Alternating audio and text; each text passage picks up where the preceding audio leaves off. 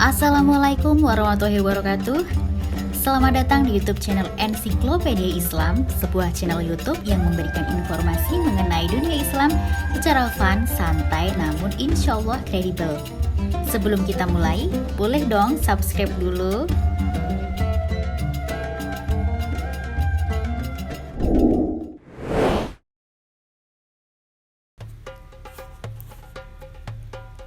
Sekarang kita tahu ya, sejak pandemi COVID-19, banyak banget fenomena penimbunan barang. Dari mulai penimbunan masker, hand sanitizer, kemudian sekarang yang lebih parah adalah menimbun tabung oksigen. Mereka tidak membeli untuk persiapan dirinya sendiri, tapi membeli, menimbunnya, kemudian dijual dengan harga yang jauh-jauh lebih mahal. Bagaimana Islam memandang ini? Sering ada pernyataan, bukankah barang ini sudah aku beli? Apa hak Anda melarang saya menimbunnya? Pertanyaan seperti ini sering menjadi acuan oleh sejumlah penimbun komoditas, khususnya bahan makanan atau barang-barang yang sedang viral, bila mana diberitahu tentang keharaman ihtikar. Mereka bertanya untuk maksud menolak diberlakukannya hukum haram. Apakah penolakan ini dibenarkan? Tentu saja ada benarnya, meskipun tidak seluruhnya serta-merta bisa disebut benar. Ihtikar atau menumpuk harta untuk bahan makanan pokok atau yang dibutuhkan oleh masyarakat dengan niat menaikkan harganya, hukumnya adalah haram.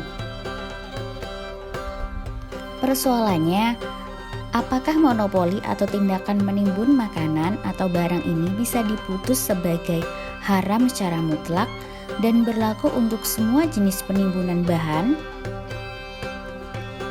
Praktik di lapangan, ada masyarakat yang sengaja menimbun bahan makanan atau barang komoditas untuk maksud menjaga-jaga menghadapi paceklik atau musim kemarau, atau kalau sekarang jika terjadi sesuatu pada diri kita, misalnya terkait tabung oksigen atau terkait masker dan obat-obatan untuk COVID-19. Ada juga masyarakat yang menimbun barang-barang tersebut karena memang sengaja niat akan dijual pada saat harga mulai merangkak naik, disebabkan kalau dijual sekarang maka ia bisa tekor. Ongkos produksinya bisa tidak kembali dan lain sebagainya. Dan alasan ini memang real ada di masyarakat. Untuk itu, perlu dilakukan perincian hukum terhadap hakikat monopoli itu sendiri. Jika kita mencermati nas-nas yang menjelaskan hukum ihtikar, memang tidak akan menemukan sejumlah batasan-batasan hukum. Ada beberapa dasar nas yang mendukung bagi keputusan tidak mutlak haramnya memonopoli atau ihtikar ini. Hujah yang dipergunakan adalah dengan memakai dhohir teks nas yang bersifat pukoyat, berlaku terbatas pada jenis komoditas tertentu saja, misalnya hadis riwayat Ibnu Umar radhiyallahu an. Siapa menimbun makanan kaum muslimin selama 40 malam, maka terlepas dari naungan Allah dan Allah melepaskan naungan darinya. Hadis lain, Abu Umamah Al-Bahili meriwayatkan bahwa Nabi SAW telah melarang penimbunan makanan. Lafal kedua hadis ini menunjukkan pengertian umum sehingga mafhumnya dinamakan ihtikar adalah memenuhi kriteria sebagai berikut. Sesuatu yang ditimbun adalah barang yang dibeli, menimbun dengan niat untuk dijual kembali pada waktu harga melambung, menimbun pada waktu barang dibutuhkan oleh orang banyak, sesuatu yang ditimbun melebihi kebutuhannya, sesuatu yang ditimbun adalah berupa bahan makanan, menimbun pada waktu tertentu. Menurut fuqaha, Syafi'iyah, Islamiyah, dan sebagian ulama Imamiyah, ihtikar sebagaimana hal tersebut tidak serta-merta diputuskan sebagai haram. Mereka lebih memilih bahwa ihtikar hukumnya adalah makruh.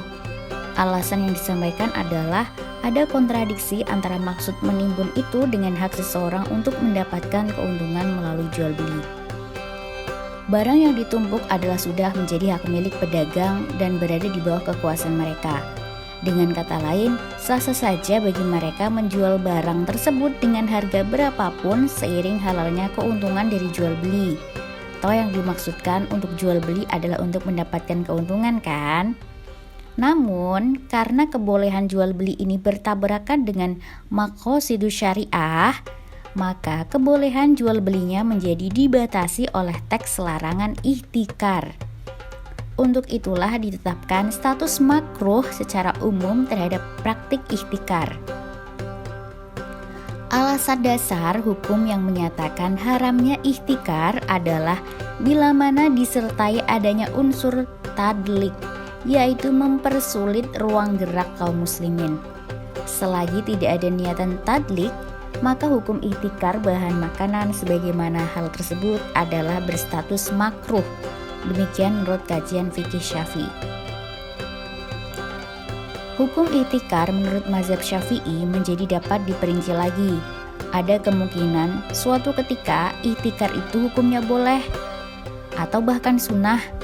Belum lagi apabila melihat objek ihtikarnya berupa terdiri atas bahan makanan, maka bisa jadi hukumnya adalah boleh. Secara umum, kita klasifikasikan hukum ihtikar sebagai berikut. Yang pertama, haram. Keharaman ihtikar yang disepakati berdasarkan nas adalah barang yang ditimbun terdiri dari bahan makanan pokok negara atau tempat penimbun. Barang yang dibeli dari pasaran dengan niat menghilangkan dari pasaran sehingga dapat menambah tingginya harga. Penimbunan terjadi melebihi kebutuhan keluarganya. Yang kedua, makruh. Kemakruhan ihtikar adalah terjadi bila mana menimbun tanpa tujuan untuk maksud menghilangkan komoditas dari pasaran. Barang yang ditimbun terdiri atas bahan pokok makanan, menimbun pada waktu barang itu ada dalam jumlah banyak, menimbun untuk keperluan dirinya dan keluarganya. Jaiz atau boleh. Barang yang ditimbun terdiri atas bahan makan pokok negara, menimbun pada waktu lapang. Niat menimbun adalah bukan untuk mempengaruhi harga di pasaran. Seseorang menyimpan untuk kebutuhannya dan keluarganya, menimbun di negara yang penduduknya musyrik. Sunnah. Kesunahan ihtikar apabila objek yang ditimbun adalah bahan makanan pokok. Penimbunan dilakukan saat barang itu sedang surplus dan murah. Dalam kondisi surplus, barang tidak sangat dibutuhkan masyarakat.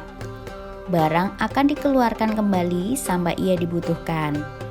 Menimbun dengan niat menjaga kemaslahatan masyarakat. Sampai di sini dapat disimpulkan bahwa pertanyaan pedagang sebagaimana yang diungkapkan pada video ini di awal memang ada benarnya. Sebagai pedagang, mereka berhak mendapatkan keuntungan. Efeknya, tidak serta-merta praktik menimbun bahan makanan bisa diputus sebagai haram secara mutlak. Ada beberapa rujukan lain yang turut diperhatikan. Keharaman praktik menimbun atau ihtikar adalah bila mana ada unsur tadlik atau menyulitkan terhadap masyarakat, karena mereka harus menebus pembelian dengan harga yang tinggi. Nah, sudah jelas kan bagaimana misalnya kita menimbun masker, obat-obatan, kemudian tabung oksigen yang sedang sangat diperlukan, kemudian dengan niat agar kita menjualnya dengan harga yang berkali-kali lipat dari harga wajar. Semoga kita terhindar dari hal-hal dan rezeki yang tidak halal. Wallahu a'lam bishawab. Wassalamualaikum warahmatullahi wabarakatuh.